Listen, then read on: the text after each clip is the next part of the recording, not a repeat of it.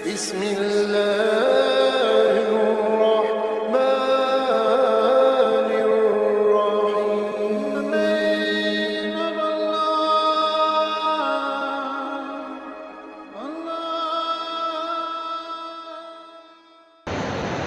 الحمد لله نحمده ونستعينه ونستغفره ونؤمن به ونتوكل عليه ونعوذ بالله من شرور أنفسنا ومن سيئات أعمالنا.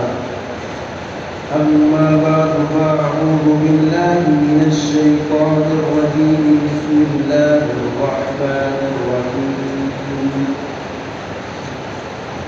الطلاق مرتان فإمساك بمعروف أو تسريح بإحسان ولا يحل لكم أن تأخذوا مما آتيتموهن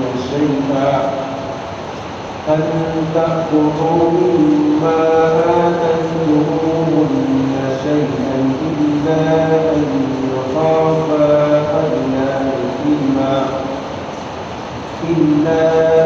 يخافا ألا يقيما حدود الله.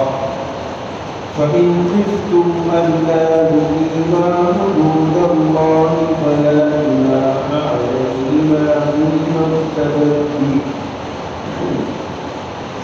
تلك حدود الله فلا تعتدوها ومن يتعد حدود الله فأولئك هم الظالمون.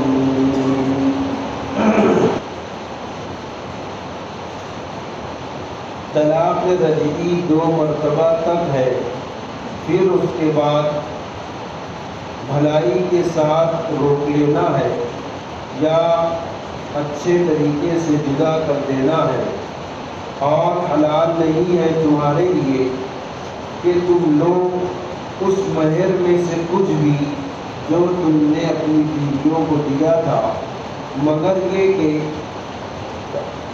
میاں بیوی کو اس بات کا اندیشہ ہو کہ وہ اللہ تعالیٰ کے حدود جو حقوق زوجیت کے متعلق ہے اس کو قائم نہیں رکھ سکیں گے. پھر اگر اندیشہ ہو ان کو اس بات کا کہ اللہ تعالیٰ کے حدود کو قائم نہیں رکھ سکیں گے تو ان دونوں پر کوئی حرج نہیں ہے کہ عورت اپنی ذات کا کچھ فدیہ دے کر اپنے آپ کو چھڑا لے. یہ اللہ تعالیٰ کی حدود ہیں، اس سے تجاوز مت کرو، اور جو لوگ اللہ تعالیٰ کی حدود سے تجاوز کرتے ہیں یہی لوگ ظالم ہیں.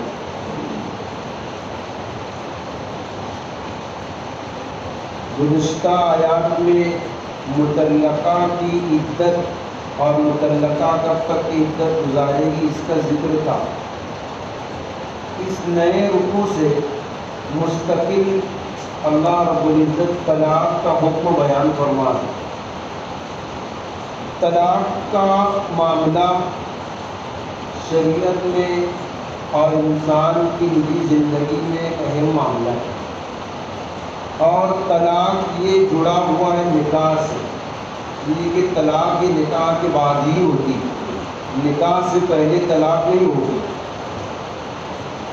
طلاق کا بیان قرآن شریف کی دیگر کئی آیتوں کے اندر ہے، لیکن یہ جو آیتیں سورہ بقرہ کی یہ طلاق کے بارے میں بنیادی آیتیں ہیں.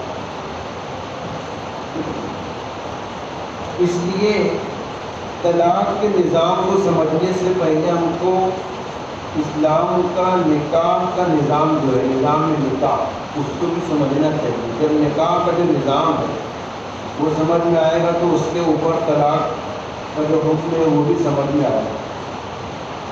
نکاح کا حکم جو شریعت میں ہے اس کی 2 حیثیت. ایک حیثیت تو نکاح کی یہ ہے کہ یہ ایک معاملہ ہے. جس طرح سے ہم کوئی سامان بیچتے اور خریدتے ہیں تو معاملہ کرتے ہیں، ایسے ہی نکاح کے وقت بھی ہوتا ہے. جس طرح لین دین کے اندر دونوں کی رضامندی ضروری ہوتی ہے، ایسے ہی نکاح کے لیے بھی دونوں کی رضامندی ضروری ہوتی ہے. تو ایک حیثیت سے نکاح ایک معاملے کی طرح ہے. لیکن نکاح کی دوسری حیثیت عبادت اور سنت کی بھی ہے. نکاح ایک عبادت ہے، ایک سنت بھی، تو اس کی حیثیت عبادت کی بھی ہے اور معاملات کی بھی، دونوں طریقے سے. لیکن نکاح کا جو معاملہ ہے یہ دیگر معاملات سے جدا ہے. بہت ساری شرائط جو نکاح کے لیے شریعت نے رکھی ہے وہ دیگر معاملات کے اندر نہیں ہے.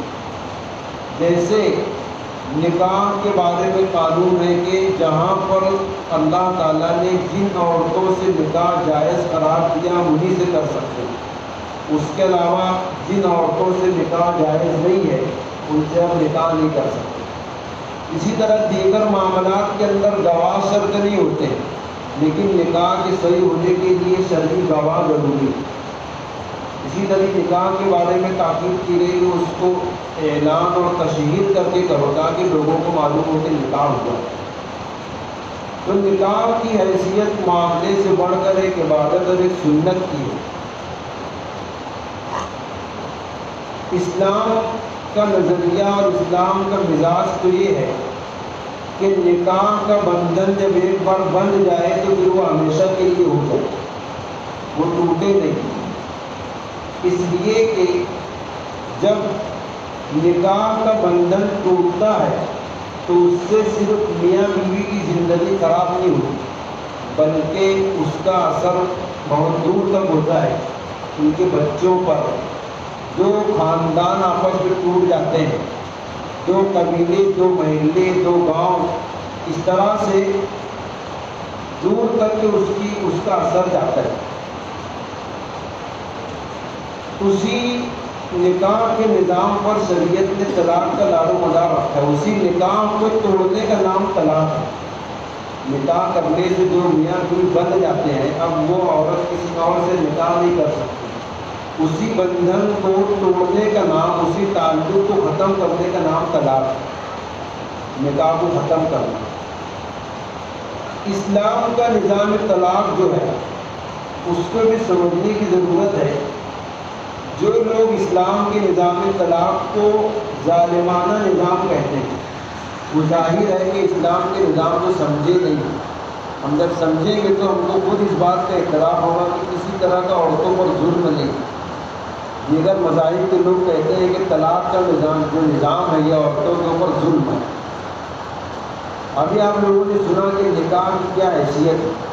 نکاح کے بارے میں شریعت کا نظریہ یہ ہے کہ وہ ہمیشہ کے لیے ٹوٹے نہیں. یہ اس کا نقصان غیر متناہی ہے، اس کی تلافی نہیں ہوتی اس نقصان کی.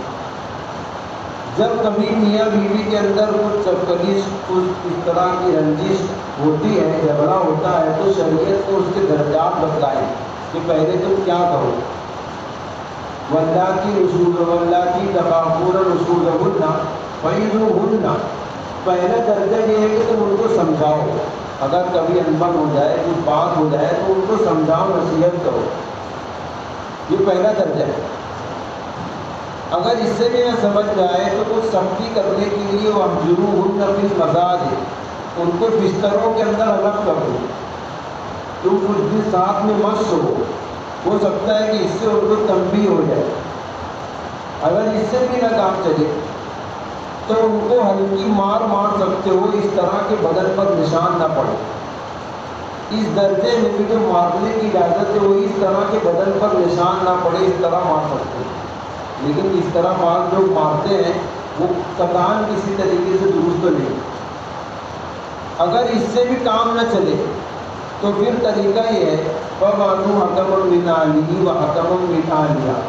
دونوں طرف کے کچھ لوگ بلوا لو اور بلوا کر کے آپسی سمجھوتے سے کچھ راستہ نکال لو. حَكَمًا مِنْ أَهْلِهِ، ایک حکم شوہر کی طرف سے، وَحَكَمًا مِنْ أَهْلِهَا، اور ایک حکم بیوی کی طرف سے، جس کو ہم لوگ اپنی زبان میں پنچ کہتے ہیں.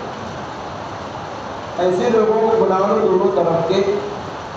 جو ایسے لوگوں کو بلاؤ جو خود بھی صلح کروانا چاہتے ہو، جو خود بھی دونوں میں اصلاح کروانا چاہتے ہو. اگر ان کی نیت اچھی ہوگی تو اللہ تعالیٰ ممکن ہے دونوں میں رابطہ نکال دے. یہاں تک کہ نکاح کو باقی رکھنے کی کوشش کی گئی ہے. حتی امکان یہ کوشش کی گئی نکاح ٹوٹے نہیں، لیکن بسا اوقات یہاں تک کہ نوبت آ جاتی ہے کہ اس سے بھی کام نہیں چلتا، دونوں ایک دوسرے کے لیے زندگی کے لیے دونوں دوسرے کے لیے بے چینی کا سبب بن جاتے ہیں، میاں بیوی کی جمتی نہیں، اسی طرح مزاج ملنے کو تیار نہیں اور دونوں ساتھ رہنے کے لیے تیار نہیں ہیں۔ بعض مواقع پر ہم لوگ اس کا مشاہدہ کرتے ہیں، جو لوگ خاص طور سے پنچوں کے اندر شریک ہوتے ہیں ان کو اس بات کا اندازہ ہے۔ کبھی کبھی اس نوبت تک بات آتی ہے کہ آپ سمجھا بجھا کر تھک جائیں لیکن اب آگے وہ رہنے کی تیار نہیں۔ ایسے موقع کے لیے اسلام نے طلاق تو اب نہیں کیا، طلاق کو بیان کیا ہے کہ ایسے موقع پر تم طلاق کا استعمال کر سکتے ہو کہ جب کسی طریقے سے کام نہ چلے، اب ایسا ہے کہ دونوں کا ساتھ میں رہنا مشکل ہے، نہیں بن سکتی کسی طریقے سے۔ اب ہم یہ سوچیں کہ اگر یہاں پر بھی طلاق کے ذریعے سے چھٹکارا نہ ہو تو ان کی زندگی کیسی رہے؟ دیگر مذاہب جس میں طلاق کا نظام نہیں ہے، اب وہ یا تو ناجائز کام کرتی رہے اسی کے نکاح میں ہوتے ہوئے، یا تو پھر اس کو قتل کر دیا جائے، مار دیا جائے، لیکن وہ نکاح ختم نہیں ہوگا دوسرے مذاہب کے لحاظ سے۔ اسلام نے یہ نظام دیا ہے کہ تم ایسے موقع پر نکاح ختم کر سکتے ہو۔ ہم جب اس نظام کو سمجھیں گے تو اب یہ ظلم ہو یا انصاف ہو؟ یہ عورتوں پر ظلم نہیں ہے، ظلم تو یہ ہے کہ تم اس کو اسی حال کے نکاح کے اندر باقی رکھو، وہ ظلم سہتی رہے، ظلم اٹھایا جائے اور ان کی بنے نہ دونوں کی زندگی کا سکون ختم ہو جائے اور وہ اسی طرح سے رہے، نکاح ختم نہ ہو تو وہ ظلم ہے۔ تو شریعت نے جو طلاق کا نظام بنایا وہ ایسے وقت کے لیے ہے کہ جب آخری حد تک پہنچ جائے اور کسی طریقے سے بات نہ بنے تو اب تم طلاق کے ذریعے سے اس پر راستہ صاف کر دو، طلاق دے دی جائے، وہ کسی اور سے نکاح کر لے، کسی اور سے نکاح کر لے جہاں ان کا مزاج ملتا ہو۔ ایسے موقع کے لیے شریعت نے طلاق کا حکم فرمایا۔ اس کے بعد بھی مزید تاکیدات کی گئی کہ آدمی کیسے وقت میں طلاق دے سکتا ہے، اس کی بھی پابندیاں ہیں۔ سب سے پہلے اللہ کے نبی صلی اللہ علیہ وسلم کی حدیث ہے ان ابغض الحلال عند اللہ الطلاق، کہ اے ایمان والو جان لو کہ جتنی چیزیں شریعت میں حلال ہیں، مباح ہے یعنی کرنا جائز ہے، ان میں بھی سب سے زیادہ ناپسندیدہ اگر کوئی چیز ہے تو وہ اللہ تعالیٰ کو طلاق، یعنی ہے جائز، استعمال کر سکتے لیکن پھر بھی پسند نہیں کیا گیا اس کو، پھر بھی وہ ناپسند ہی ہے۔ طلاق کا وقت بتایا گیا، فَطَلِّقُوهُنَّ لِعِدَّتِهِنَّ، ان کو ایسے وقت میں طلاق دو کہ ان کی عدت لمبی نہ ہو۔ طلاق دینے کا وقت یہ ہے کہ اگر تم کو ایسے نوبت میں جب طلاق دینے کی نوبت آ جائے تو حالت حیض میں طلاق مت دو۔ اسی طریقے سے باقی کے ایام میں ہم بستری کرنے کے بعد طلاق مت دو، بلکہ ایسے باقی کے ایام میں طلاق دو کہ تو ان سے ملے نہ ہو، بستر نہ ہوئے ہو، ایسے ایام میں ان کو طلاق دی جائے۔ پھر طلاق دینے کا طریقہ بتایا گیا، شریعت کے اندر جو طلاق دینے کا آسان اور بہتر اور افضل طریقہ ہے وہ یہ ہے کہ ایسے موقع پر اپنی بیوی کو ایک طلاق لفظ طلاق کے ذریعے سے بول دیں۔ جب ایک طلاق دے دیا تو ایک طلاق رجعی ہوئی۔ طلاق رجعی کا مطلب ہوتا ہے کہ اس طلاق کے بعد شوہر بیوی سے رجوع بھی کر سکتا ہے۔ ایک طلاق دیا، ایک طلاق دینے کے بعد بیوی عدت میں ہے، اب اس کے نکاح ختم نہیں ہوا، عدت رہے گی 3 حیض تک، گزشتہ ہفتے کی آیات میں آیا 3 حیض تک کی عدت رہے گی۔ ان عدت کے ایام میں وہ چاہے تو اپنی بیوی سے رجوع کر سکتا ہے، پچھتاوا ہو جائے، پھر سے رہنے کا من ہو جائے تو رجوع کر سکتے ہیں بغیر نکاح کے، صرف یہ کہہ کر کہ میں اپنی بات واپس دیتا ہوں اور میں ان کو نکاح میں رکھنا چاہتا ہوں تو اس سے رجوع ہو جائے گا۔ اگر عدت بھی ختم ہو گئی، عدت ختم ہوتے ہی نکاح ختم ہو جائے گا، اس کے بعد بھی اگر وہ پھر سے ساتھ رہنا چاہتے ہیں تو صرف کو پھر سے نکاح کرنا پڑے گا، کسی اور سے نکاح کرنے کی علیحدگی کی ضرورت نہیں ہوگی، صرف اور صرف وہ پھر سے نکاح کر کے ساتھ رہ سکتے ہیں۔ یہ اسلامی اور صحیح طریقہ ہے۔ ہم لوگوں کے معاشرے میں عام طور سے جانتے ہیں کہ طلاق صرف 3 ہی ہوتی ہے اور ایک ساتھ 3 طلاق ہی دیتے ہیں۔ طلاق کی نوبت اگر بدرجہ مجبوری آتی بھی ہے تو ایک طلاق دی جائے کہ اگر کبھی زندگی بھر میں بھی دونوں کو ساتھ رہنے کا موقع پھر مل جائے اور رہنا چاہیں تو صرف نکاح کر کے رہ سکتے ہیں، ایک طلاق طلاق رجعی ہے، دو طلاق بھی طلاق رجعی ہے۔ ایک طلاق دیا تو بھی رجعت کا حق ہے، دو دیا تب بھی رجوع کرنے کا حق۔ الطلاق مرتان، طلاق دو مرتبہ تک کے رجعی ہوتی ہے، ایک دیا تب بھی رجعی ہے، دو دیا تب بھی رجعی۔ دو طلاق دینے کے بعد بھی عدت کے اندر رجوع کرنے کا اختیار رہتا ہے۔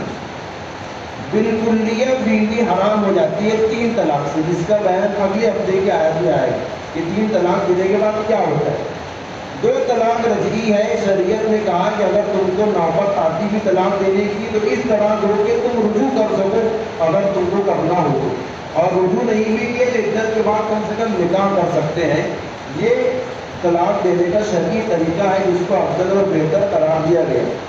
اگر کوئی تین طلاق دینا بھی چاہے تو اس کو یہ طریقہ بتلایا گیا ہے کہ ایک طہر میں یعنی ایک پاکی میں ایک طلاق دے، ابھی عدت میں رہے گی، ایک حیض آئے گا، اس کے بعد دوسری پاکی کے ایام آئیں گے، اس میں ایک طلاق دے، پھر تیسرے جب پاکی کے ایام آئیں گے اس میں ایک طلاق۔ اس طرح درجہ بدرجہ تھا کہ اتنے دن میں اگر اس کو افسوس ہو تو رجوع کرنے کا اس پہ اختیار رہے، لیکن تین طلاق ایک ساتھ دینے کا شریعت نے جواز نہیں دیا۔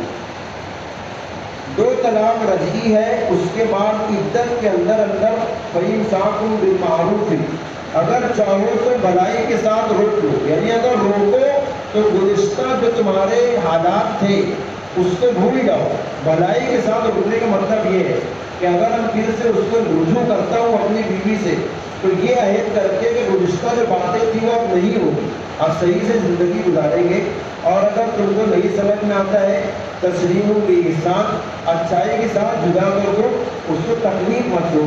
بہت سے لوگ جسے جدا کرنا ہے طلاق دینا ہے تو تکلیف دیتے ہیں کہ اب تو ویسے بھی چھوڑنا ہے تو اس کو طرح طرح کی ایذا پہنچائے۔ شریعت نے اس کو بھی گوارا نہیں کیا کہ اچھائی سے اس کو جدا کرو۔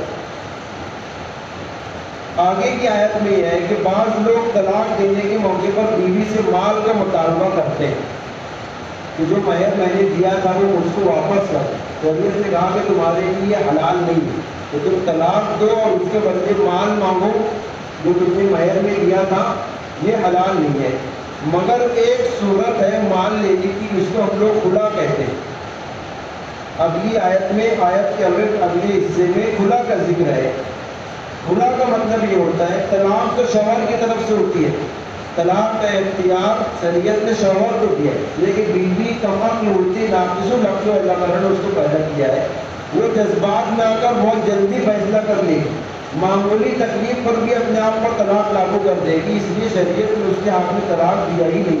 طلاق کا جو اختیار ہے وہ شوہر کا ہے، لیکن پھر بھی بیوی کو مجبور نہیں کیا ہے۔ بیوی کو ایسے اختیارات ہیں کہ وہ اگر مجبور ہو تو ان اختیارات کو استعمال کر سکتی ہے، ان میں سے ہے کھلا۔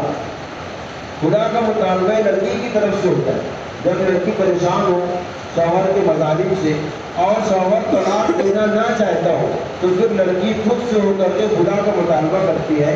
اس میں یہ ہوتا ہے کہ اس کا جو مہر ہوتا ہے وہ اس کو واپس کرنا ہوتا ہے۔ جو شوہر نے مہر دیا تھا یہ مہر کی رقم شوہر کو واپس کر دے گی، یا اگر اس کے علاوہ کسی اور رقم پر دونوں راضی ہو جائیں تو اس رقم کو دے کر کے اپنے آپ کو چھڑا سکتی ہے، اپنے آپ کو الگ کر سکتی ہے۔ اس کو شریعت میں کھلا کہتے ہیں۔ وہ لڑکی کی طرف سے مطالبہ ہوتا ہے، اس میں شوہر مان لے سکتا ہے۔